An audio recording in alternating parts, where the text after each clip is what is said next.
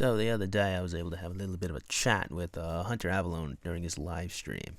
It wasn't really the discussion or conversation I would have liked to have, not only because time was limited, but also because we got sidetracked. But I did want to still kind of talk about it and go over it. It's not even my best performance. Again, it's not as impactful as I would have loved for it to be, but I still like the topic and I still want to chat about it. So unfortunately, I don't think Hunter leaves his live streams up, so I can't like show you the preamble and show you everything else. But his stream was, at least at the point I arrived on, was talking about purity culture and its relation to rape culture. Now, we didn't actually get the deep dive or the association or connection between the two that I would have liked, which saddens me greatly. Anyhow, and even when I was able to get on his live stream and start talking to him, again, we didn't really even scratch the surface of that type of discussion. So I kind of want to scratch the surface now and also show you guys the conversation I was having with Hunter, because it does kind of split right at the middle where we start talking about the purpose of marriage and whatnot. And I'll go over that as well in a little bit too. So this is going to be a little bit of a long video. I assume, as I'm recording this, so we'll see when everything's said and done. So unfortunately, most of Hunter's stream was a little bit of what I like to call quote unquote cringe content. And I don't know if anyone else has a drama name, but I'm sure we've all seen it before. Is where basically someone takes a video that they vehemently disagree with, and then they spend most of the time cringing about it and saying that whatever is going on is weird or odd or strange without actually unpacking it and explaining it and talking about it.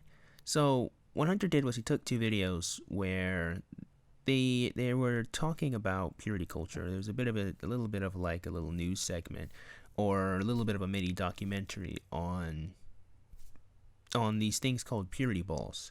So if you're unfamiliar with the concept is basically where a young lady pledges to her father that she will remain a virgin until she gets married to her husband. It seems to be a pretty southern and niche thing as well. It doesn't really seem to be something I would even dare say widespread or even something that existed in antiquity. It seems like a modern, to me, upon watching the videos and watching Hunter cringe about it, it seems like it's a rather recent phenomena and a response mostly to over-sexualization rather than it's its own naturally occurring or forming thought process. Especially with the way that the girls will dress up in, I guess, mock wedding gowns and then go to this dance with their father, and then they make this large pledge. It's really weird. It's a really weird or strange thing, but it's not simply enough that it's weird and strange. It's as much as that, like, it's, again, from what I can tell, I don't think anyone who is, I'm going to say normal, relatively speaking, and by normal, I mean, you went to public school, you had friends, you talked to people, you went to the amusement park once or twice with your family, just an individual baked into our natural, normal culture. You see mainstream media, you watched Cartoon Network. I don't think anyone who just went to a regular public school even heard the topic of a purity ball or seeing young ladies be like this. I know, certainly in my experience, me being the virgin was the odd proclivity, especially with me proclaiming it, when I said I'm a virgin, it was more bizarre confusion, most, especially as a male, it's a pejorative, it's an insult, especially as a young man. But, we were, at least we were supposed to, me and Hunter, mostly focused on females and the way they feel. But again, even then, my experience in high school was not one of girls waiting until marriage. In fact, I was the one who was supposed to be waiting until marriage. Of course, that's not, unfortunately, I'm not a virgin anymore, but, I'll talk about that some other time. Point being, I was the one who was quote unquote virtuous in that regard, or at least steadfast. Most ladies at some point, they got the cheeks clapped. I probably shouldn't put it in that way, but I don't want to be too gratuitous. The point being is that young ladies in normal modern culture may have a fear of being called sluts or may have a fear of being promiscuous, quote unquote, I say, mostly because now if you look at the up and coming generation, there's lots of training for them to be, I'm going to be honest, prostitutes. But Hunter's point in the purity culture is that in religious circles, there is a heavy focus and burden placed on women to remain pure, and that their only value is their virginity or their sexual abstination. And while I do think that there is a hyper focus here, I don't think that that simply exists in Christianity, which is one thing I wanted to bring up. The hyper focus on female sexuality as being the only thing that gives them worth and value is permeated throughout all of society, and this can be clearly seen on apps like TikTok, on Instagram, heck, even on YouTube, when we see that the women that are oftentimes elevated are the ones that are really pretty and the ones that are at least feign sexual availability. It's not lost on me, or at least it shouldn't be lost on anyone, that young ladies most definitely feel a huge pressure to try at least to be incredibly sexual, or at least try to pretend to be open and feign that in order to garner attention and some degree of self-worth. It's kind of everywhere, and it seems more like the pendulum has swapped over to the hyper focus on abstaining from sex. Whereas for other girls or other women who is in the normal culture, the hypersexuality is to at least pretend that you're open and available and ready for it, despite the fact that you actually probably don't want any of the sexual attention you get from most of your followers or fan base. Now, what I really wanted to focus on in our conversation was mostly talking about how I don't think that purity culture can relate to quote-unquote rape culture. As I was recording the audio for this video, I recognized that there is a lot to be said, and there are some threads I can understand that I'll have to discuss in another video, kind of directly focusing on that topic. But and today I wanted to mostly get a good preamble or a good intro into what Hunter was saying, and then let you guys watch what was said, and then give a couple of like closing thoughts and sharpening some other points I was making. One thing I would have really liked to address is one of the biggest issues I feel with serial dating or with promiscuity. I wanted to talk about the different amount of trauma a lot of individuals gain from having lots of different relationships, particularly young women. This does seem to particularly affect young women a lot more because young women are able to get into sexual relationships a lot easier than young men. Well, a lot of young men, one of their biggest issues is more a lack of knowledge and experience. With women, their biggest issue seems to be a lot of trauma from bad or previous relationships that they're carrying over into the next relationship that they have. And I feel like a lot of this trauma and a lot of the issue with promiscuity definitely has an effect on these women in their marriages and the way they treat and have relationships with men. I think one very important thing that always needs to be discussed but never is that promiscuity is never something that stems from something positive. Most people that become promiscuous never do so for the sake of other people. They never do so out of any altruistic need or desire to have other people feel sexual pleasure. They're always doing it for themselves. They're always doing it selfishly. And that alone in and of itself means that you're always, just from the very nature of your action, is always going to be using or dehumanizing another person. Whether it's using the woman as a fleshlight, or using the man as a dildo, or using the man as a wallet, you've turned yourself into basically a prostitute where you're exchanging free food for sex. The point is, that type of relationship with sex is always going to hurt the individual because they're not actually looking at the person they're with as a human that needs to be treated well, but as a person or thing that needs to be used.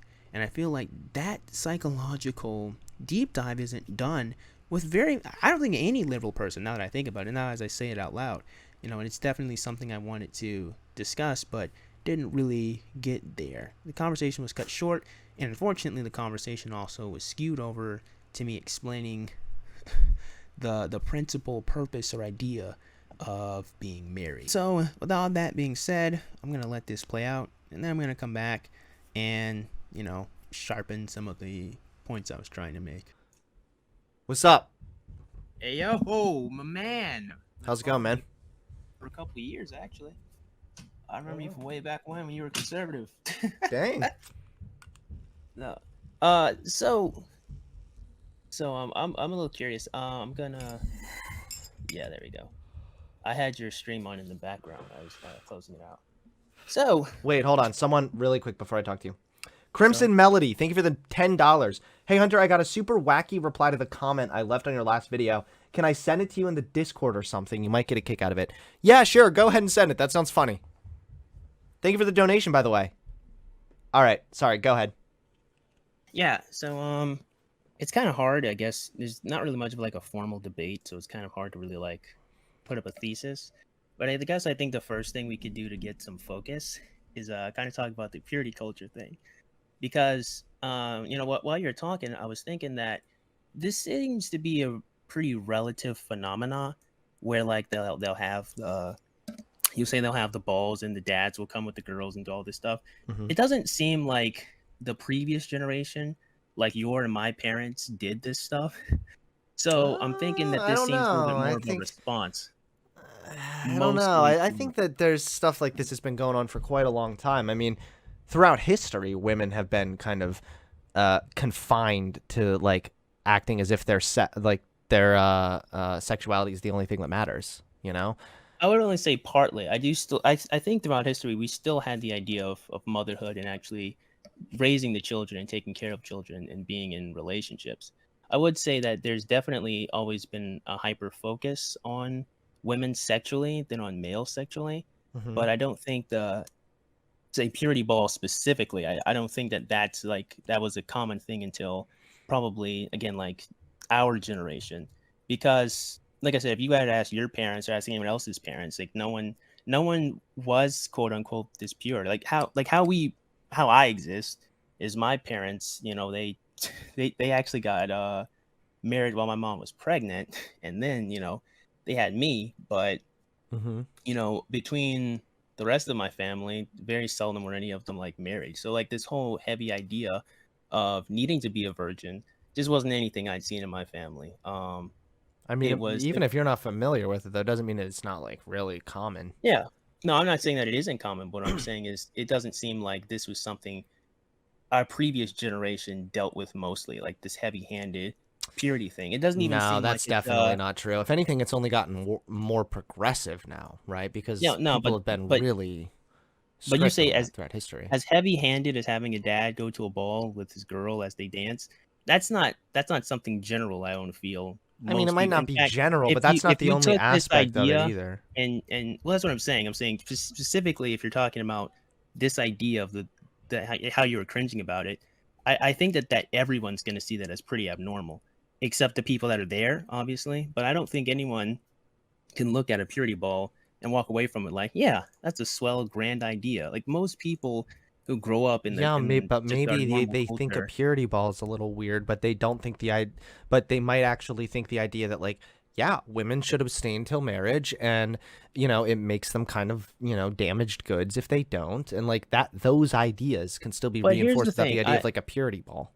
and that's true. So I think that we would have to actually start asking the question, is there a problem with having sex before you get married? And I would say, yeah, I think there's lots of problems, especially depending on the motivation of the people that are engaging in sex. Like, Can you would you have agree that, consensual sex? You can yeah, have I would, consensual, normal, healthy yeah, sex outside of a marriage, though. yeah, you can, and it could still hurt you. Like, for example, let's say you have normal, consensual, healthy sex with a guy that you've been dating for, let's say, 5 months. And then you guys break up afterwards because the whole time he was just pretending and he just wanted to have sex with you. Let's say it's the long game, but the sex was still consensual. You guys still agreed.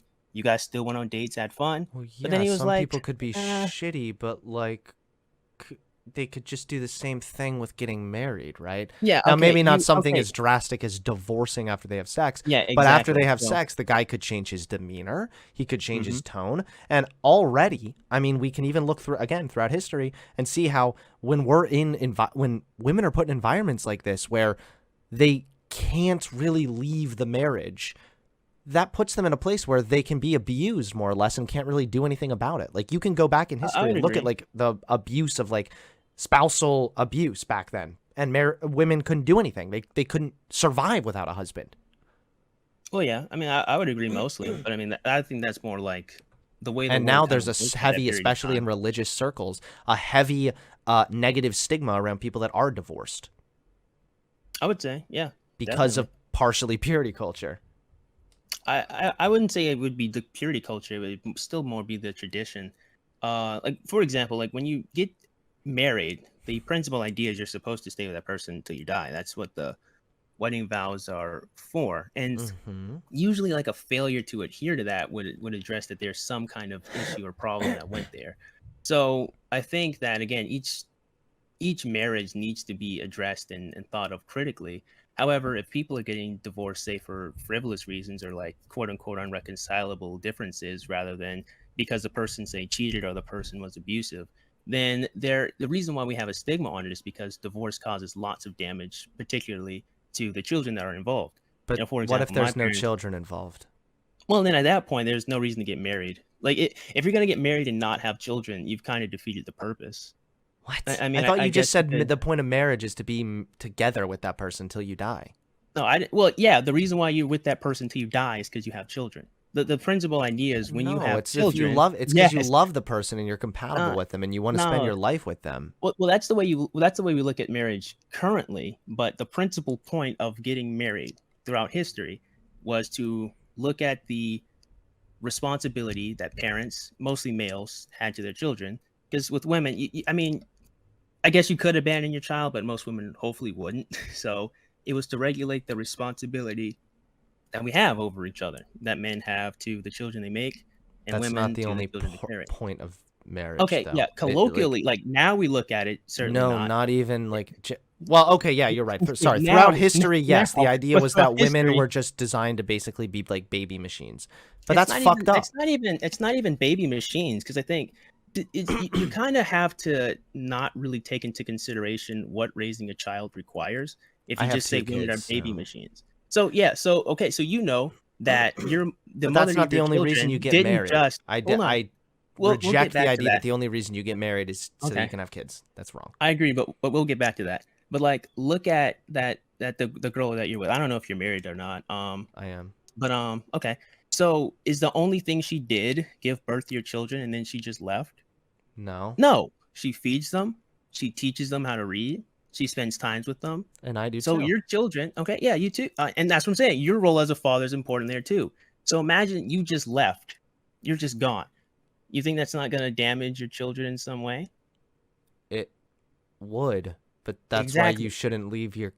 Exactly. This doesn't mean that So the only reason so you get that's what the married is marriage to is have for. kids. No, that's So not it's what not the only people okay. can be So it's not stick the only together for their reason. whole life and not be So married and so not have kids. Like it's so not the only so reason married. That's not the okay. only reason marriage exists.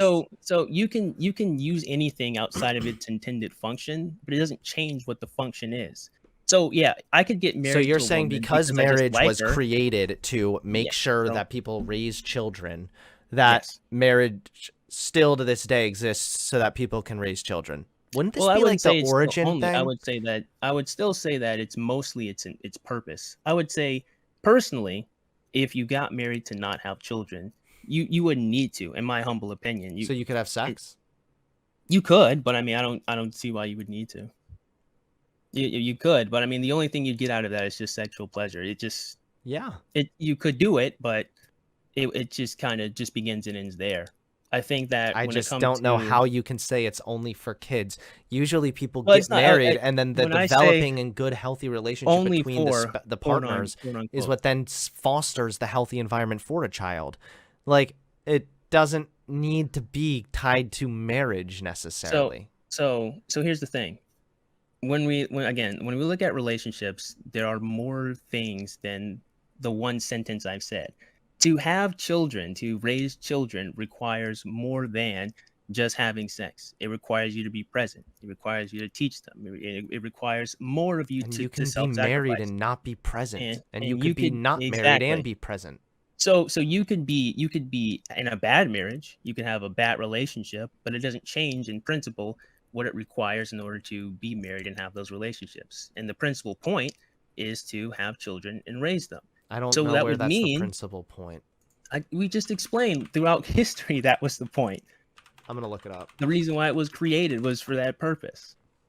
So when we have all these different elements there, what I was, which I think we kind of lost a little bit of the point because we were talking about purity culture. But my point was that having sex with numerous people prior to can be damaging to everyone, not even just women. And we're specifically talking about ladies, but it can be damaging, I think, to anyone. Having different expectations and having that crash on you, or having different expectations and then feeling used afterwards, I think I it mean, would even the way that absolutely. you reckon it, we recognize it as the government, like you get tax exemptions for being married, but that doesn't really have anything to do with kids. I No, it mean, doesn't. I mean that's there more of an just if in incentive from the the government. I guess I kind of reject this idea, just that because this is how it used to be, that means it still has to be that way. I know it's kind of like That's a not faux that's not my pas to point. use the word like fallacy in the debate or whatever, but like this is arguably called the fallacy of origin, which means because something That wasn't my point though. yeah, it My was though. point Because wasn't something no, my started point this wasn't way, that. that it still therefore is that way. That No, wouldn't really be fair I because if already conceded. No, I already conceded that people don't use it that way. They really don't, and I think no, that it's but bad marriage doesn't personally. even mean But that anymore. That's not the only purpose of marriage yeah, anymore. but I would say that that kind of weakens its purpose in general. Though if it, and I would argue that because people aren't using it as such, as I've already laid out, is also its own issue. So I understand perfectly well people aren't using it to have children. I think that's kind of the problem. I think the problem is the fact that because it's lost its function and purpose, it becomes a lot weaker.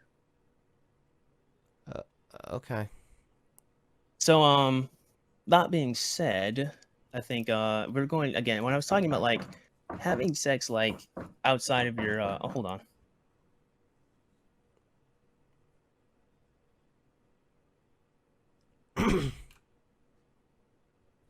Yeah, my niece wanted me to cook her some food, so All right. I'm gonna chat with you a little bit more, and then I'm gonna go Well, it's all right. do I got to some food. split anyway. I think that, just if things were done You that know way what? doesn't Actually, mean that it has to be that way.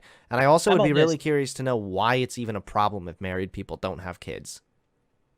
I think one, it makes it a lot easier to leave those marriages, and so it kind of binding your life to someone to Isn't that kind of leave super easier. unhealthy? You should be able I to, you would should want say, to stay with your partner. You shouldn't need kids to like anchor you yeah, that's down. true. That's true. But I mean, at the same time, it does become easier to leave. It doesn't really have the same weight or value in society without that. So, like, if you're not This is producing kind of a children, weak reason why, because that's kind of I the would. flaw of I the don't think partner so. then. I don't think so. But no, I think we could actually, if you're about to leave, then we can probably go on Twitter and find a better time to talk. Yeah, maybe another time, man. Either way, appreciate you coming on. See ya.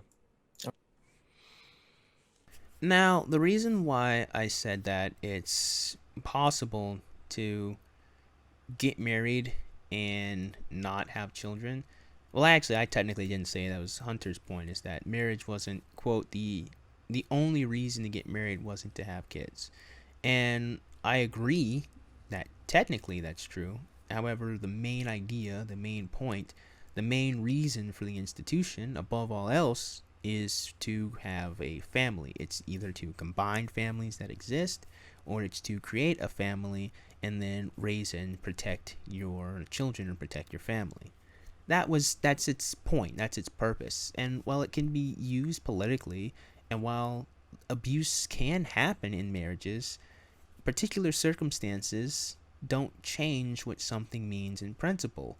And it seems like a lot of his chat can't understand the idea of a principal idea or a principal point, that there is a main reason why something exists. And while you can use anything, again, outside of its intended function or purpose, it doesn't mean that its main core is different or that it's changed. In fact, I would argue, as I did in the clip, that because people are not looking for relationships in order to have families, that we have a lot of validation machines where people look for, as Hunter would say, to be with someone that they love and they find compatible. Now, the interesting thing with love and compatibility is it can be its own conversation and its own discussion, which I'm going to be happy to do in the near future. But marrying for love, which is oftentimes very, very frivolous, I like you squared, or rather, I guess to give a little bit more details to my thoughts, the way most people use love, quote unquote, is more of a way to express that something gives them great amount of enjoyment. I love movies. I love joyrides. I love hanging out with Carl. But love isn't the selfless motivator that you find between your friends. Not when people are describing it oftentimes in their relationships. Love isn't the selfless motivator that makes you want to protect your siblings or protect your children. Love isn't that selflessness or that desire to see someone be happy and to help them and do for them. That is not the way most people use the word love, especially when they are relating to the male female dynamic. In fact, the male female dynamic most of the time is used transactionally. Most males and females do not date each other for the sake of the other person they're with, but they date someone to take something from them, and more than anything else, use them to aggrandize themselves or use them to elevate themselves. Whether it's a man who has an attractive woman to look good or to only sexually satisfy himself, whereas the woman who also tries to find males that are sexually attractive to look good to their female friends, but also they want males with lots of resources so they can take things from them or, have an easier time in life. Most people aren't looking at a woman and think to themselves, how can I help her? And most women don't look at males and think, well, how can I help him? They look at relationships and say, well, what can I take from you? How can you give me something? It's very selfish. And from that dynamic, from that selfishness, if someone stops providing or if someone stops giving you what you want, be it validation or money, that's when the breakdown of a relationship occurs. That's when the relationship, a lot of people find, becomes very miserable. People find that they have to try to maintain something that they're not getting anything out of. Unfortunately, this conversation is a lot more extensive than what me and Hunter could have put on here. I'm not even sure if he was willing to do so. You saw he was kind of rude when he ended the conversation. But the point is, I don't think that the way we use the word love, and I don't think the way males and females, quote unquote, love each other is honest and true. I feel like, again, most relationships exist for the only individual's validation, and that's why it's weaker, and that's why it allows for relationships to break down. So while you can have the particular circumstance of two people, a man and a female, one has a vasectomy and the other one has her tubes tied and they just never have children, while that may happen rarely, that particular circumstance doesn't change the vast reality of the situation. And while you can certainly have children outside of a marriage, it doesn't change what the marriage was for. The marriage was to make sure that people are bonded together and they don't leave. That's its purpose. And sure, you can physically have children outside of a marriage. No one is saying that you can't. I find a lot of the people in the chat have to be out of their minds or just apparently they I think ironically they're calling me stupid, but I think maybe they're the ones that can't rub two of their brain cells together. But yeah, in terms of physically, yes, you can have children outside of a marriage. The question isn't whether or not you can do it. The question was, what was the principal point of the institution? And I feel like a lot of them, I just honestly just weren't smart enough to be present for this conversation. I feel like this was just kind of above their weight class, because I was reading some of the chat and I was just befuddled that they didn't understand me, or perhaps maybe I'm too intelligent for them. I don't know. I don't really know. But that was kind of one thing I wanted to go over that I just was well beyond the scope of what we even were supposed to be talking about. But I did want to put this addendum in here. In conclusion, I do want to talk more about this subject and break down purity culture a little bit more, talk about it a little bit more complexly. However, I do still feel like this conversation kind of wasn't the best. Like I said, I really wanted to kind of talk about the way serial monogamy or promiscuity, both really, do put a lot of trauma and a lot of pressure on women. If we can get out of the manosphere, male-centric view of the victimization that women cause to men, which I do think is important. I just want to pause for a second. If we can all just have a little bit of empathy for the other half of our population, there is a lot of trauma that women go through in their relationships, and some of it is caused by their own hand when they just purposely pick the excitement, and some of it is definitely them being manipulated into a false sense of security. I don't think we can pretend that there aren't men who aren't just going to lie to women, and there aren't men who aren't going to pretend, and there aren't men who aren't going to put the best foot forward they have and try to trick women. I mean, they certainly absolutely exist. I don't think that it would be, I feel like it'd be very disingenuous of us to pretend that this isn't a reality that some women have to deal with. Now, on that same token, let's go back to being in the manosphere. Do I still think that women have the responsibility to choose virtue and goodness over whatever frivolous stuff they mostly focus on when it comes to males? Absolutely. But I also think that the pressure to have sexual relationships, especially as teenagers, is absolutely one of the worst things we did to young people. I really think so. I think one of the worst things we ever could have done for our children and for our younger generation is to allow this to permeate and be a reality that honestly 13 to 15 to 16-year-olds should be pressured into having sex or having such a hypercritical focus on it. Unfortunately, the children we have now aren't responsible like the children in antiquity, where they had to get ready for warfare, when they had to get prepared for their families being raided or them being killed, or they had to go out or just go out on a farm and work all day. We're not in the same mindset. We don't have the same skills. We don't have the same pressures. And I feel like this is really heavy for a lot of young people. And I don't think that they're ready or mature enough to really handle relationships. Most people don't get to see healthy, strong relationships from their parents, which is one of the roles that parents are supposed to have psychologically for children, is to display how to be healthy, how to compromise, how to be happy with someone, how to deal with these issues. Most people, they see their parents leave, they see divorce, they see chaos, they see arguing as the template, and then they try to recreate that in their lives, whether consciously or unconsciously. And I feel that abstaining from these relationships and thinking critically and focusing on virtue and focusing on people being good and focusing on trying you yourself to also be good and worthy and valuable is much stronger, much more preferred than simply having sex because it feels good. Because that's ultimately what it comes down to a lot of the time. Most people aren't having sex because they want the other person to feel good. Most people aren't having sex altruistically because they enjoy it, helping another person feel well. They're doing it selfishly, or they're doing it for validate. Well, again, the validation is selfish. A little bit of reiteration, but I feel like purity culture is more of a response to the sexual freedom of Murray. And I think the purity balls that Hunter was cringing at is more reactionary than it is, I guess you would say, proactive or proactionary. I'm not even sure if that's a word, but I'm going to use it today. It's more like the hyper focus on this virginity now and having the ladies pledge to their fathers.